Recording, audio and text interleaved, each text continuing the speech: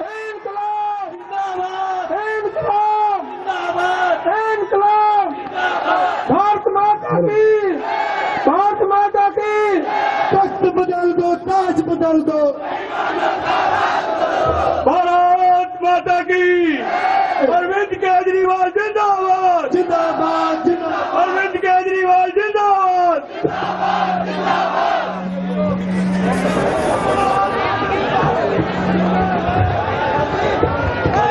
Hello मेरे वीरों, संगरूर वालों, बंजाले तो बिल्कुल ने तो बरनाला पाया, लौंगोवाल सुनाम जाके आया, हड़ आ गया, सुनामी आ गई। एक बारी जोरदार तालियां मार दो केजरीवाल की जगह पे।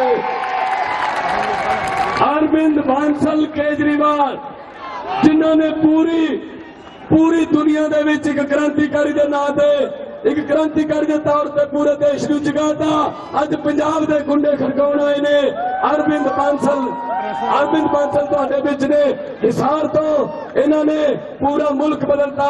इन्होंने ट्रेन से जाना, मैं ज्यादा टाइम नहीं लेना, मैं तो थोड़े विच ही रहना है। इन्होंने विचार सुनिए अरविंद बांसल केजरीवाल जी। भारत माता की। इनकलाब, इनकलाब, वंदे वंदे। बहनों भाइयों, माताओं बुजुर्गों, आपका तहे दिल से शुक्रिया। आपने इतनी गर्मजोशी से हमारा स्वागत किया, प्यार मोहब्बत दी, मान सम्मान दिया। दोस्तों, मेरे को 10 मिनट में यहाँ से ट्रेन पकड़नी है। मेरा मन तो कर रहा है मैं आपसे यहाँ पे 1 घंटा बातचीत करूं, लेकिन मेरी मजबूरी है, अभी मुझे ट्रेन पकड़नी है, इसीलिए मैं बहुत संक्षेप में अपनी बात रखूंगा। अभी 49 दिन तक दिल्ली में आपकी सरकार बनी। इन 49 दिनों में खूब काम करके दिखाया वहां पे हम लोगों ने। दोस्तों, बिजली के रेट आधे कर दिए हम लोगों ने 49 दिनों के अंदर। आज तक भारत के इतिहास में कभी नहीं हुआ था। बिजली के रेट ऊपर जाते रहते हैं, ऊपर जाते रहते हैं, कभी आधे नहीं हुए थे। दोस्तों, आम आदमी पार्टी की सरकार ने 49 दिनों के अंदर बिजली के रेट आधे करके दिखा दिए। पानी फ्री में कर दिया जनता के लिए। सीएनजी के रेट 15 रुपए किलो सस्ते कर दिए।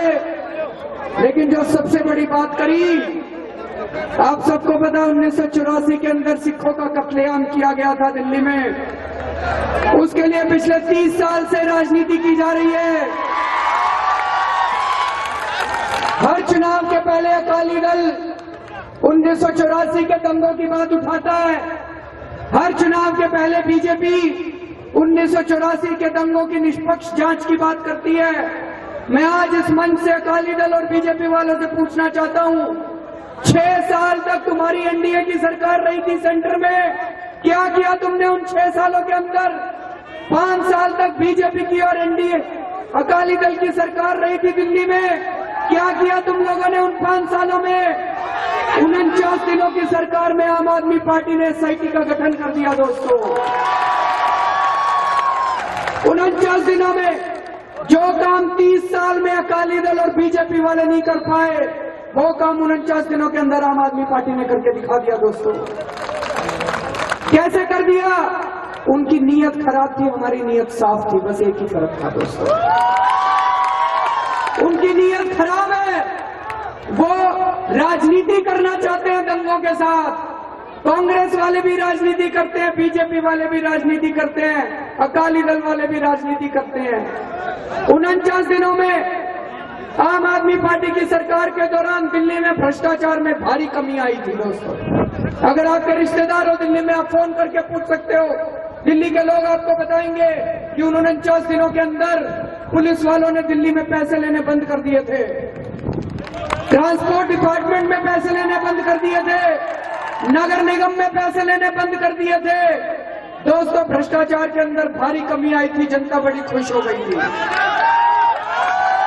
बीजेपी और कांग्रेस वाले घबरा गए।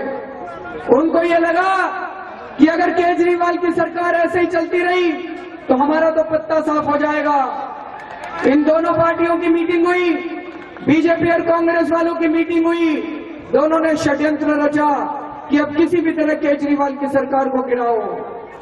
हमने विधानसभा का सत्र बुलाया। विधानसभा के सत्र के अंदर बीजेपी और कांग्रेस वालों ने एक भी कानून पास नहीं होने दिया। इन दोनों पार्टियों ने मिलके माइक तोड़ दिए, इन दोनों पार्टियों ने मिलके फाइलें फाड़ दी। हम लोकपाल बिल पास करना चाहते थे, इन्होंने लोकपाल बिल पास नहीं होने दिया। हम स्वराज का बिल पास करना चाहते थे, इन्होंने स्वराज का बिल पास नहीं होने दिया। हम सब्सिडी देना चाहते थे लोगों को, इन्होंने सब्सिडी नहीं देने दी। दोस्तों, मेरे पास दो विकल्प थे।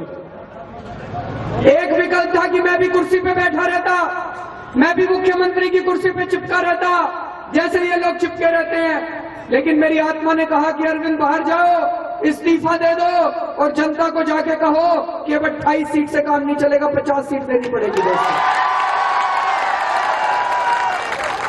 मैंने इस्तीफा दे दिया और मेरे इस्तीफा देने के बाद ये बीजेपी और कांग्रेस वाले चिल्लाने लग गए, केजरीवाल भाग गया, केजरीवाल भाग गया। अरे कहां भाग गया? यहीं खड़ा हूं मैं।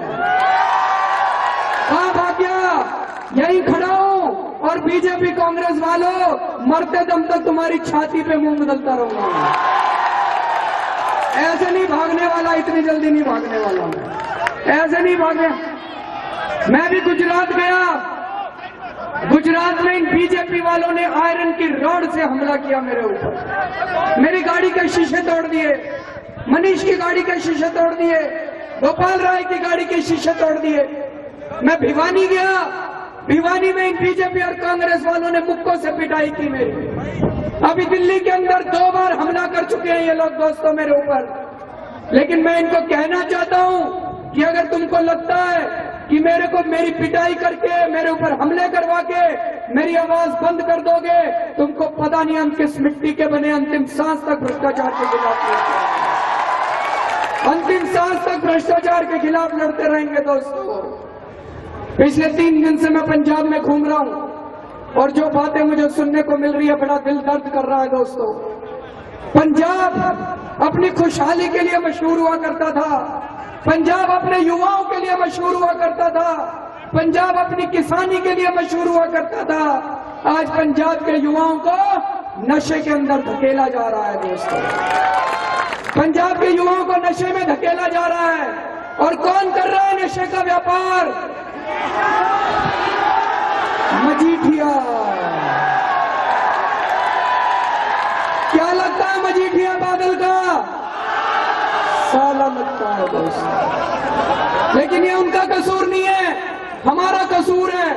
हमने क्यों वोट दिया उन लोगों को पिछली बार? इस बार पहले हमारे पास विकल्प नहीं होता था, एक बार बीजेपी, एक बार कांग्रेस, एक बार अकाली दल, एक बार कांग्रेस। इस बार दोस्तों इस देश के अंदर अद्भुत चमत्कार हो रहा है। 1 साल पहले आम आदमी पार्टी बनी, 1 साल पहले आम आदमी पार्टी बनी। जब पार्टी बनी थी ये सारे मजाक उड़ाया करते थे, ये दूसरी पार्टी वाले कहते थे इनकी सबकी जमानत जब्त होगी, केजरीवाल शायद अपनी सीट निकाल ले, बाकियों की सबकी जमानत जब्त होगी। 1 साल के बाद दिल्ली के चुनाव हुए, दिल्ली के चुनाव में 28 सीट आई आम आदमी पार्टी की, 28 सीट आई आम आदमी पार्टी की। किसी ने कल्पना नहीं की थी। कैसे हुआ ये? दोस्तों, हमारी वजह से नहीं हुआ। मैंने बहुत सोचा, हमारी वजह से नहीं हुआ। ये कार्य दोस्तों, हमारी गीता में लिखा है कि जब जब पाप का घड़ा भर जाता है तब ऊपर वाला अपनी झाड़ू चलाता है। दोस्तों,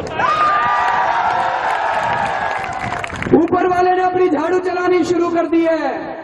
ऊपर वाले का संकेत समझने की कोशिश करो। ऊपर वाला संकेतों की भाषा में बात करता है। ये आम आदमी पार्टी भी ऊपर वाले का करिश्मा है, ऊपर वाले का चमत्कार है। ऊपर वाला कह रहा है कि मैंने तो झाड़ू चलानी शुरू कर दी है, अब हिंदू, मुस्लिम, सिख, ईसाई तुम सारे इकट्ठे हो जाओ और तुम लोग भी अपनी झाड़ू चलाना शुरू कर दो। यहां से मैं पिछले 3-4 घंटे में संगरूर संसदीय क्षेत्र में घूम रहा हूं और जितनी भारी तादाद में जिन जिन गांव से निकले, जिन जिन शहरों से निकले, सारी जनता, सारा शहर, सारे गांव सड़कों के ऊपर थे। दोस्तों, तो इससे एक चीज तो साफ हो गई है कि इन चुनावों के अंदर जीत आपकी होने वाली है। इन पार्टियों की जमानत जब्त करनी है इस बार हम लोगों को।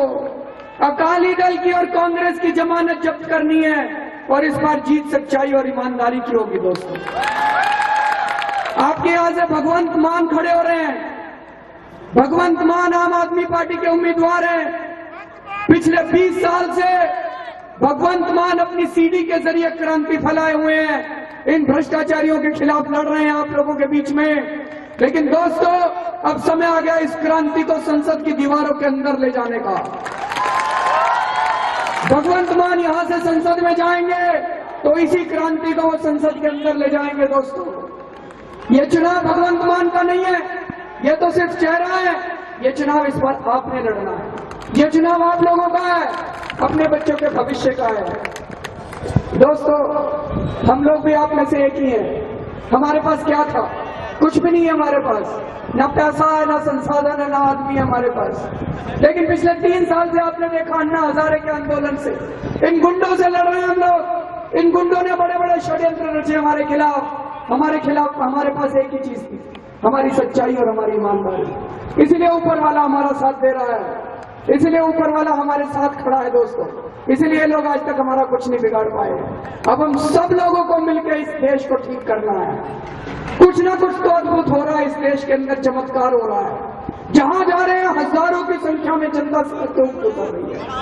ये कहा जा रहा है कई जगह मोदी जी की हवा चल रही है, मोदी जी की हवा चल रही है। दोस्तों, मुझे कहीं हवा नहीं दिखाई दे रही, धूप ही धूप दिखाई दे रही है। धूप ही धूप दिखाई दे रही है। चारों तरफ गर्मी गर्मी है, गर्मी गर्मी है। जनता के अंदर गर्मी है। जनता परेशान हो चुकी है। जनता गुस्से में है। जनता इस बार पार्टी नहीं बदलना चाहती। जनता इस बार अकाली दल हटा के कांग्रेस नहीं लाना चाहती। जनता कांग्रेस हटा के बीजेपी नहीं लाना चाहती। जनता सिस्टम बदलना चाहती है। जनता व्यवस्था, जनता के अंदर भारी गुस्सा है दोस्तों। तो इस बार सारे जने इकट्ठे हो जाओ और इस बार हम लोगों को व्यवस्था बदलनी है। इस बार हम लोगों को भ्रष्टाचार दूर करना है दोस्तों। अंत में केवल यही कहूंगा,